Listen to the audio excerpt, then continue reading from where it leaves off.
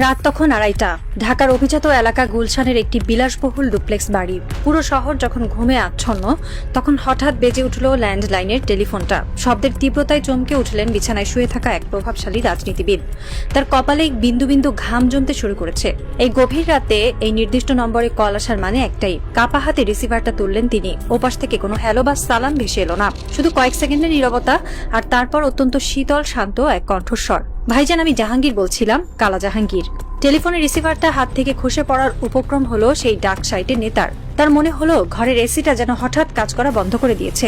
বুকের ভেতরটা বরফের মতো জমে যাচ্ছে।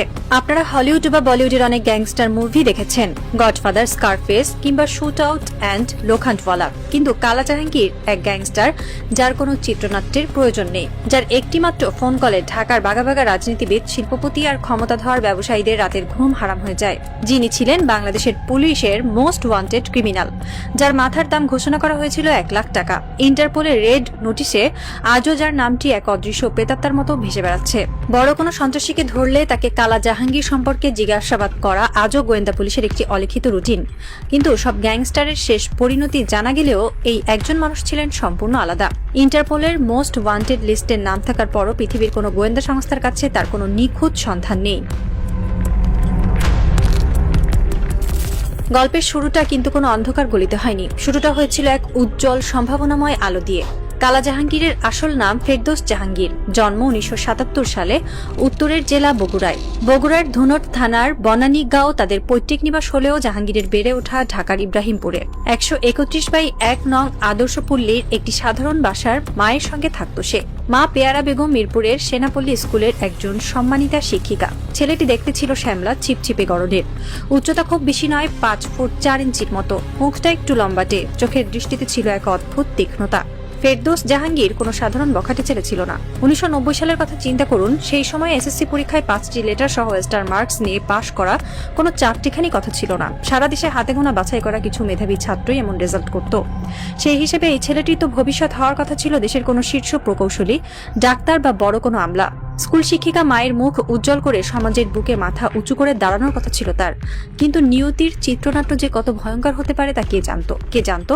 পদার্থবিজ্ঞান বা অঙ্কের এই তুখোর মেধা একদিন ব্যবহৃত হবে ঢাকার রাজপথে নিখুঁত কিলিং মিশনের নকশা তৈরি করতে। স্কুলের গণ্ডি পেরিয়ে জাহাঙ্গীর ভর্তি হলো তেজগাঁও কলেজে। 80 দশকের শেষ আর 90 দশকের শুরুর দিককার ঢাকা শহর ছাত্র রাজনীতির এক উত্তাল সময়। মেধার পাশাপাশি জাহাঙ্গীরের ছিল এক ধরনের সহজাত নেতৃত্ব দেওয়ার ক্ষমতা। সে জড়িয়ে পড়ল বাংলাদেশ ছাত্রলীগের রাজনীতিতে। কিন্তু ওই সময় ঘটে গেল এমন এক ঘটনা যা চিরতরে বদলে দিল ঢাকা শহরের আন্ডারওয়ার্ল্ডের ইতিহাস। তখন ঢাকা ক্যান্টনমেন্ট এলাকায় সক্রিয় ছিল কোচি গ্রুপ নামের এক দুর্ধর্ষ সন্ত্রাসী বাহিনী। কোচির ভাই আজাদ এবং তরুণ জাহাঙ্গীরের মধ্যে এলাকায় প্রভাব বিস্তারকে কেন্দ্র করে শুরু হলো স্নায়ুযুদ্ধ। এর সূত্র ধরে ইব্রাহিমপুরে খুন হলেন জাহাঙ্গীরের পরিচিত এলাকার এক বড় ভাই। এই খুনের বদলা নেওয়ার জন্য জাহাঙ্গীরের ভেতরের ঘুমন্ত বারুদ জ্বলে উঠল। সে কোনো সাধারণ প্রতিশোধ নিল না। একেবারে ঢাকার আদালত প্রাঙ্গণে শত শত মানুষের সামনে আজাদকে গুলি করে হত্যা করে বসলো তরুণ জাহাঙ্গীর। এই ঘটনার পর তাকে গ্রেপ্তার করলো পুলিশ। সারা জীবনে এই একবারই পুলিশের হাতে ধরা পড়েছিল সে। জেলখানায় তার হাজতবাস হয়েছিল মাত্র 21 দিন। কিন্তু জেলের ওই 21 দিন কোনো সাধারণ সময় ছিল না। ওই অন্ধকার প্রকোষ্ঠের 4 দেয়ালের ভেতর কি এমন ঘটেছিল তা আজ আর কেউ জানে না। তবে এটুকু জানা যায়, জেলের ভেতর ঢোকার সময় যে ছেলেটি ছিল একজন মেধাবী ছাত্র ফেরদৌস জাহাঙ্গীর, 21 দিন পর যখন সে জামিনে মুক্ত হয়ে বেরিয়ে এলো, তখন সে আর ফেরদৌস নেই। তার ভেতরকার মায়া, মমতা আর মানবিকতার শেষ বিন্দুটিও ওই জেলের সেলে মরে গেছে। 21 দিনের হাজতবাসে জন্ম নিল এক দুর্ধর্ষ সন্ত্রাসী কালা জাহাঙ্গীর। 1992 সাল। অন্ধকার জগতে আনুষ্ঠানিকভাবে পথ চলা শুরু হলো কালা জাহাঙ্গীরের। তার মেধা, নিখুঁত পরিকল্পনা এবং স্নায়ুর শীতলতা তাকে খুব অল্প সময়ের মধ্যেই আন্ডারওয়ার্ল্ডের শীর্ষে নিয়ে গেল। সে কোনো সাধারণ গুন্ডা ছিল না, সে ছিল গ্যাংস্টারদের গ্যাংস্টার। দুর্ধর্ষ সব খুনি আর সন্ত্রাসীদের নিয়ে সে গড়ে তুলল নিজের নিজস্ব বাহিনী ব্ল্যাক প্যান্থার। এরপর আন্ডারওয়ার্ল্ডের সমীকরণ বদলাতে থাকলে সে যোগ দেয় তৎকালীন কুখ্যাত 5 স্টার গ্রুপে। এখানেই তার সখ্য গড়ে ওঠে আরেক দুর্ধর্ষ গ্যাংস্টার পিচ্চি হান্নানের সঙ্গে। পিচ্চি হান্নান আর কালা জাহাঙ্গীর, এই দুই নাম মিলে ঢাকা শহরে তৈরি হলো এক অপ্রতিরোধ্য মৃত্যুর ফাঁদ। 1995 সালের পর থেকে পুরো ঢাকার চাঁদাবাজির সিংহভাগ চলে আসে কালা জাহাঙ্গীরের নিয়ন্ত্রণে। কারওয়ান বাজার, মিরপুর, ফার্মগেট থেকে শুরু করে গুলিস্তান সব জায়গায় তার একছত্র আধিপত্য। পুলিশের গোয়েন্দা রিপোর্ট অনুযায়ী দেশের সবচেয়ে বেশি অবৈধ এবং অত্যাধুনিক অস্ত্রের মজুদ তখন ছিল এই কালা জাহাঙ্গীরের হাতেই। 1996 সালে কিসলু হত্যার মধ্য দিয়ে পেশাদার খুনি বা হিটম্যান হিসেবে তার হাতে খড়ি হয়। এরপর একে একে তার হাতে খুন হতে থাকে ওয়ার্ড কমিশনার, আইনজীবী, ব্যবসায়িক ব্যক্তিত্ব এবং নামকরা ব্যবসায়ীরা। পিচ্চি হান্নান আর কালা জাহাঙ্গীর একসঙ্গে অংশ নেয় কমিশনার শাহাদাত, অ্যাডভোকেট হাবিব মণ্ডল ও আদালতপাড়ায় মুরগি মিলন কিলিং মিশনে। কালা জাহাঙ্গীরের স্টাইল ছিল আলাদা, সে কোনো প্রমাণ রাখত না। তার অপারেশনগুলো হতো ঘড়ির কাঁটা ধরে, মিলিটারিদের কমান্ডো অপারেশনের মতো নিখুঁত। তবে কালা জাহাঙ্গীরের গ্যাংস্টার জীবনের সবচেয়ে আলোড়ন তোলা ঘটনাটি ঘটেছিল 2002 সালের 10 মে। এই একটি ঘটনা তাকে আন্ডারওয়ার্ল্ডের অলিখিত রাজপুত্রের মুকুট পরিয়ে দেয়। ঘটনাটি ছিল ঢাকা সিটি কর্পোরেশনের 8 নং ওয়ার্ডের দাপুটে কমিশনার এবং জাতীয়তাবাদী ছাত্রদলের কেন্দ্রীয় সংসদের সাবেক সহ সভাপতি সাইদুর রহমান নিউটন হত্যা। নিউটন নিজেই ছিলেন প্রবল ক্ষমতাধর এক নেতা। তার নির্বাচনী এলাকা মিরপুর নিয়ে আন্ডারওয়ার্ল্ডের শীর্ষ সন্ত্রাসীদের সঙ্গে তার দীর্ঘদিন ধরে বিরোধ চলছিল। সেদিন ছিল নিউটনের ভাইয়ের বিয়ের অনুষ্ঠান, সকাল 11:30। স্থান রাজধানীর অন্যতম ব্যস্ত মার্কেট ধানমন্ডি 27 নম্বরের অর্কিড প্লাজা। বিয়ের প্রস্তুতি হিসেবে নিউটন অর্কিড প্লাজায় দোতলায় শীতল হেয়ার ড্রেসারে গিয়েছিলেন চুলে কলপ করতে। মার্কেটে তখন শত শত মানুষের ভিড়। নিউটন সেলুন থেকে বের হয়ে সিঁড়ির সামনে আসা মাত্রই ঘটে গেল সেই বিভৎস ঘটনা। চারদিক থেকে হঠাৎ শুরু হলো বৃষ্টির মতো গুলিবর্ষণ। 4-5 জন অস্ত্রধারীর নিখুঁত নিশানায় পরিণত হয়ে রক্তে ভাসতে ভাসতে লুটিয়ে পড়লেন ক্ষমতাধর কমিশনার নিউটন। কিন্তু ঘাতকদের ট্রিগার থেকে আঙুল সরছিল না।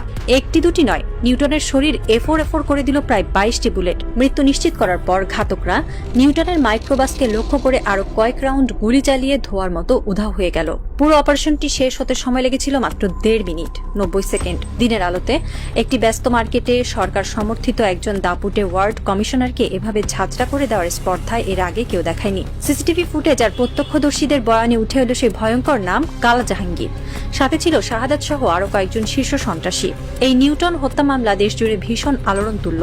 সরকার নড়ে চড়ে বসল। প্রথমে কালা জাহাঙ্গীর সহ কয়েকজনকে এই মামলায় ফাঁসির আদেশ দেওয়া হয়। পরবর্তীতে তা কমিয়ে যাবজ্জীবন করা হয়। 2001 সালে সরকার 23 জন শীর্ষ সন্ত্রাসীর যে তালিকা প্রকাশ করেছিল তাতে কালা জাহাঙ্গীরের নাম ছিল সবার উপরে। তাকে ধরার জন্য ঘোষণা করা হলো 1 লাখ টাকার পুরস্কার।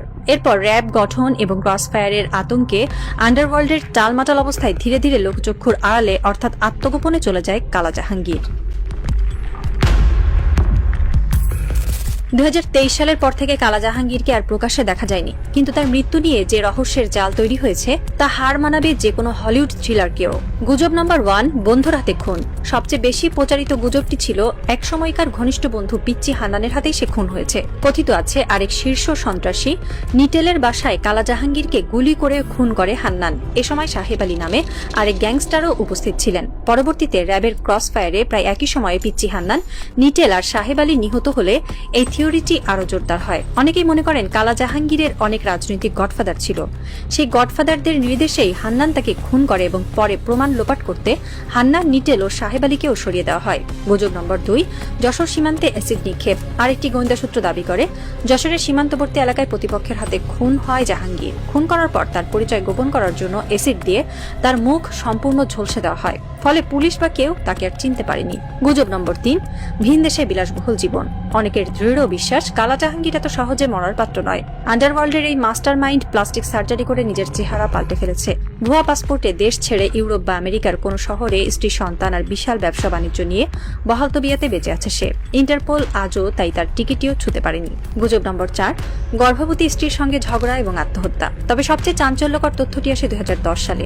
রামপুরার সন্ত্রাসী শাহজাদা পুলিশের হাতে গ্রেপ্তার হওয়ার পর জেরার মুখে এক অবিশ্বাস্য গল্প শোনায়। সে জানায় 2003 সালের 15 ডিসেম্বর নিজ মাথায় গুলি থেকে আত্মহত্যা করেছিল জাহাঙ্গীর। এই আত্মহত্যার গল্পটি আরও রোমহর্ষকভাবে উঠে আসে কালা জাহাঙ্গীরের মা স্কুল শিক্ষিকা পেয়ারা বেগমের এক সাক্ষাৎকারে। সাল 2003 15 ডিসেম্বর সোমবার রাত ইব্রাহিমপুরের বাসায় পেয়ারা বেগম তখন ঘুমাতে যাওয়ার প্রস্তুতি নিচ্ছেন। রাত 12টার কাছাকাছি সময় হঠাৎ দরজায় কলিং বেল বেজে উঠল। দরজা খুলতেই হুড়মুড় করে ঘরে ঢুকে পড়ল 4-5 জন সুঠামদেহী লোক। তাদের নিজেদের পুলিশ বলে পরিচয় দিল এবং পেয়ারা বেগমকে এখনই তাদের সাথে যেতে নির্দেশ দিল। জাহাঙ্গীরের মা এসব পুলিশি তল্লাশি বা রাতে তুলে নিয়ে যাওয়ার ব্যাপারে আগে থেকেই অভ্যস্ত ছিলেন। তিনি চুপচাপ তাদের সাথে বের হয়ে এলেন। একটি মাইক্রোবাসে করে তাকে নিয়ে যাওয়া হলো। শহরের জনশূন্য রাস্তা পার হয়ে গাড়িটি গিয়ে থামলো একটি উঁচু ভবনের পেছনে।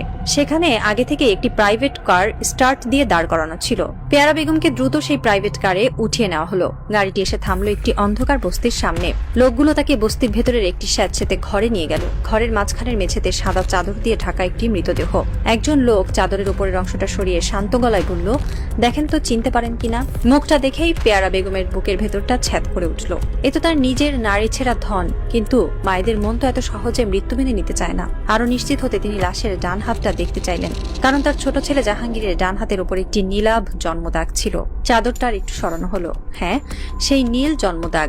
আর কোনো সন্দেহ নেই। ডুকরে কেঁদে উঠলেন পেয়ারা বেগম। যে ছেলেকে তিনি ডাক্তার বা ইঞ্জিনিয়ার বানাতে চেয়েছিলেন, আজ সেই ছেলে বস্তির মেঝেতে রক্তাক্ত অবস্থায় পড়ে আছে। পেয়ারা বেগমের ভাষ্যমতে জাহাঙ্গীরের দলের সেকেন্ড ইন কমান্ড নিটেল তাকে পরে আসল ঘটনাটি জানিয়েছিল। র্যাবের ধাওয়া খেয়ে জাহাঙ্গীর ও তার দলবল মোহাম্মদপুরের একটি বাড়িতে আত্মগোপন করেছিল। জাহাঙ্গীরের স্ত্রী সোনিয়া তখন গর্ভবতী। সেই মানসিক চাপের মধ্যে টেলিফোনে স্ত্রী সোনিয়ার সঙ্গে প্রচন্ড ঝগড়া হয় জাহাঙ্গীরের। জাহাঙ্গীর এমনিতেই খুব উত্তেজিত ছিল। ঝগড়ার এক পর্যায়ে রাগের বশবর্তী হয়ে সে নিজের রিভলভারটি নিজের মাথায় ঠেকিয়ে ট্রিগার চেপে দেয়। ফোনের অপর প্রান্তে থাকা সোনিয়া শুধু একটি গুলির শব্দ শুনতে পেয়েছিল। দলের লোকেরা তাকে কোনো হাসপাতালেও নিতে পারেনি। ওই বাড়িতেই সে মারা যায়। পরে রাতেই অত্যন্ত সংগোপনে গুলশানের কড়াইলে একটি গোরস্থানে কালা জাহাঙ্গীরকে দাফন করে তার সঙ্গীরা। পুলিশের মৃত্যু সংবাদটি পেয়েছিল আরেক সন্ত্রাসী লম্বা শামীমের কাছ থেকে, যে ওই দাফনের সময় উপস্থিত ছিল।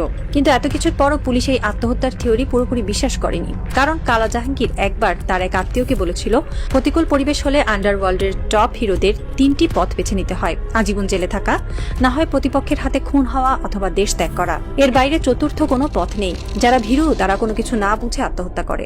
যে লোক মৃত্যু নিয়ে এমন দর্শন রাখত, সে স্ত্রীর সাথে ঝগড়া করে ভীরুর মতো নিজের মাথায় গুলি করবে, এটা পুলিশের কাছে খুব একটা বিশ্বাসযোগ্য মনে হয়নি। পুলিশকে বিভ্রান্ত করতে সন্ত্রাসীরা প্রায়ই নিজেদের ভুয়া মৃত্যু সংবাদ ছড়ায়। তাই সম্পূর্ণ তথ্য প্রমাণ বা ডিএনএ টেস্ট ছাড়া পুলিশ তাকে মৃত ঘোষণা করেনি। বাংলাদেশ পুলিশের খাতায় এবং ইন্টারপোলের রেড নোটিশে কালা জাহাঙ্গীর আজও জীবিত এবং পলাতক। সময় গড়িয়েছে অনেক। ঢাকা শহরের চেহারায় অনেক পরিবর্তন এসেছে। আন্ডারওয়ার্ল্ডের অনেক নতুন ডনের উত্থান আর পতন হয়েছে। র্যাব, পুলিশ আর গোয়েন্দাদের জালে ধরা পড়েছে অনেকেই। কিন্তু কালা জাহাঙ্গীর নিজেকে ঘিরে যে রহস্যের গোলকধাঁধা সৃষ্টি করে গেছেন, তা আজও গোয়েন্দাদের বিভ্রান্তিতে ফেলে দেয়। তার মৃত্যুতে নিশ্চিত হয়ে সাধারণ মানুষও আজ পর্যন্ত স্বস্তির নিঃশ্বাস ফেলতে পারেনি, কারণ এই গ্যাংস্টারের নাম শুনলে আজও অনেকের বুকের রক্ত হিম হয়ে যায়। রাত এখন গভীর। ইউরোপের কোনো এক ছোট্ট ছিমছাম ক্যাফের এক কোনায় বসে আছেন এক প্রৌঢ় ভদ্রলোক। তার পরনে দামি স্যুট, চোখে রিমলেস চশমা, হাতে ধরা এসপ্রেসো কফির মগ। তার ডান হাতের আস্তিনটা সামান্য গোটানো। সেখানে আবছা আলোয় একটি নীলাভ জন্মদাগ উঁকি দিচ্ছে। ভদ্রলোক তার ল্যাপটপে বাংলাদেশের একটি নিউজ পোর্টাল পড়ছেন। খবর পড়ছেন ঢাকার রাজনৈতিক ডামাডোলার নতুন প্রজন্মের আন্ডারওয়ার্ল্ড নিয়ে। তার ঠোঁটের কোণে একটি বাঁকা হাসি ফুটে উঠল। তিনি কফির মগে শেষ চুমুকটা দিয়ে ল্যাপটপটা বন্ধ করলেন। ক্যাফের বাইরে তখন বরফ পড়ছে। কেউ জানে না এই ভদ্রলোকটি কে। হয়তো তিনি একজন সাধারণ ব্যবসায়ী, আর হয়তো তিনি সেই লোক যার এক ইশারায় একসময় ঢাকার রাজপথে বুলেটের বৃষ্টি হতো। যে যাই বলুক, যতদিন না ইন্টারপোলের ফাইল থেকে তার নাম মোছা যাচ্ছে, যতদিন না তার কবরের ডিএনএ টেস্টের রিপোর্ট প্রকাশে আসছে, ততদিন কালা জাহাঙ্গীর বাংলাদেশের অপরাধ জগতের এক অমীমাংসিত মহাকাব্য। তিনি এক অদৃশ্য ভূত, যিনি হয়তো মরে গিয়ে বেঁচে আছেন, অথবা বেঁচে থেকেও নিখুঁতভাবে মরে যাওয়ার অভিনয় করে যাচ্ছেন। গেমটি শেষ হয়নি। হয়তো এই শহরের কোনো এক অন্ধকার গলিতে কোনো এক নতুন পরিচয়ে আবার বাজবে সেই টেলিফোন। আবার শোনা যাবে সেই হিমশীতল কণ্ঠ, ভাইজান আমি জাহাঙ্গীর বলছিলাম, কালা জাহাঙ্গীর।